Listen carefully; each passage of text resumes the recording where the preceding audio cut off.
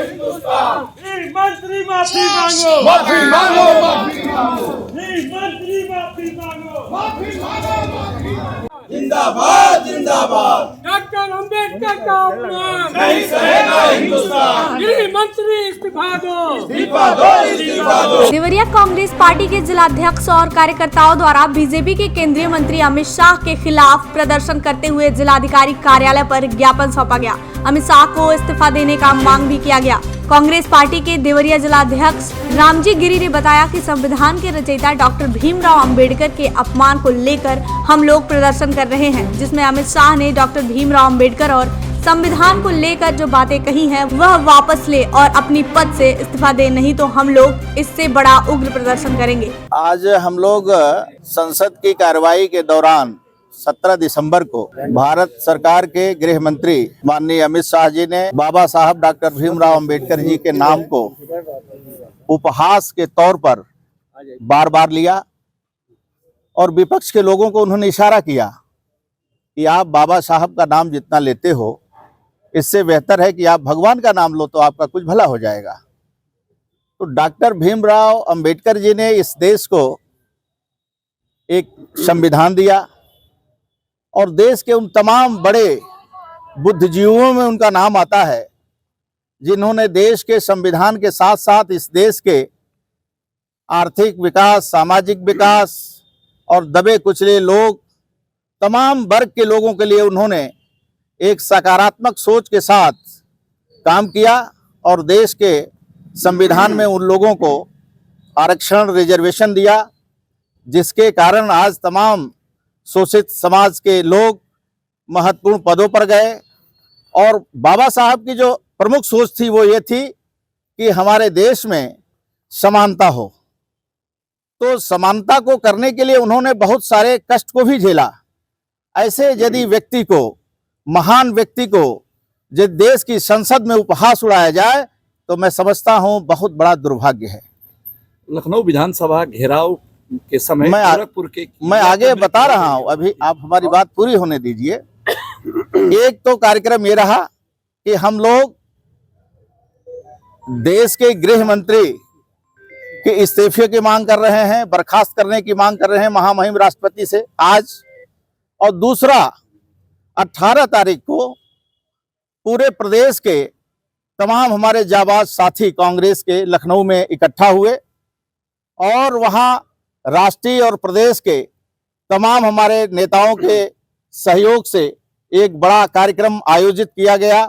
प्रदेश के लोगों की भलाई के लिए, किसानों की बात, नौजवानों की बात, महिलाओं के सुरक्षा की बात, तमाम सभी वर्ग के लोगों के लिए उनकी समस्याओं को लेकर के आंदोलन हुआ और विधानसभा का घेराव का कार्यक्रम था।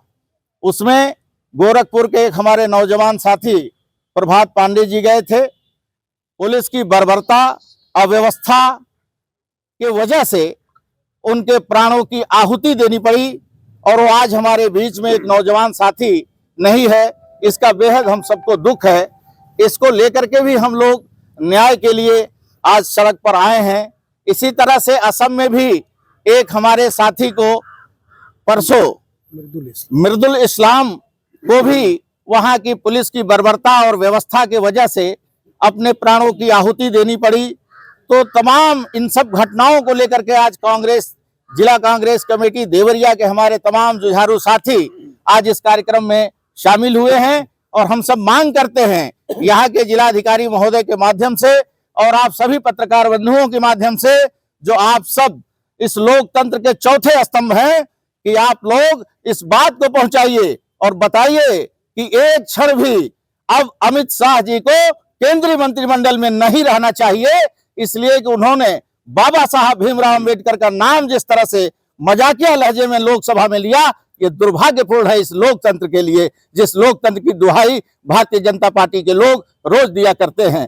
दूसरी बात, जो हमारे नौजवान शहीद हुए हैं, हम उनके बारे में ये कहना चाहेंगे, आप सबके तरफ से हमारी सच्ची श्रद्धांजलि है। आप सबसे इस बात को कह रहे हैं कि निकट भविष्य में जब कोई किसी भी दल का अगर कार्यक्रम हो तो लोगों के प्राणों की आहुति सरकार न ले, इसके लिए हम आगाह करने के लिए आए हैं। इन्हीं शब्दों को आपके बीच में कहते हुए मैं आप सबसे होती है तो क्या करेंगे? नहीं, हमारा आंदोलन आगे चलेगा। हमारा नेतृत्व, प्रदेश का नेतृत्व जो कहेगा, आदरणीय हमारे प्रदेश अध्यक्ष आदरणीय श्री अजय राय जी जो कहेंगे, हमारे अखिल भारतीय कांग्रेस कमेटी के महासचिव आदरणीय अविनाश पांडे जी कहेंगे, आदरणीय हमारे सत्यनारायण पटेल जी भारतीय राष्ट्रीय कांग्रेस के सचिव पूर्वांचल जोन के प्रभारी हैं, वो कहेंगे। इन सब लोगों के निर्देश पर जो भी निर्देश होगा हम लोग करेंगे। हम पीछे कांग्रेस का कार्यकर्ता कोई नहीं हटने वाला है। देश की आजादी की लड़ाई में हमारी अहम भूमिका रही। लंबी लड़ाई के बाद, बहुत बड़ी कुर्बानी के बाद देश को आजाद कराया गया।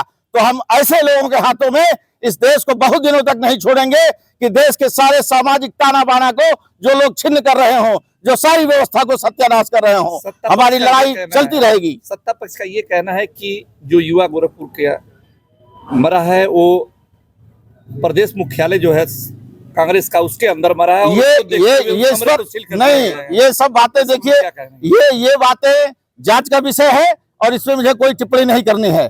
वो वहां की व्यवस्था है, वहां का प्रशासन जाने कैसे मरा ये हम सब जानते हैं। दुर्व्यवस्था से मरा ये हम सब जानते हैं। बाकी उस पर हमें कोई सफाई नहीं देना है, कहाँ क्या हुआ, कैसे हुआ।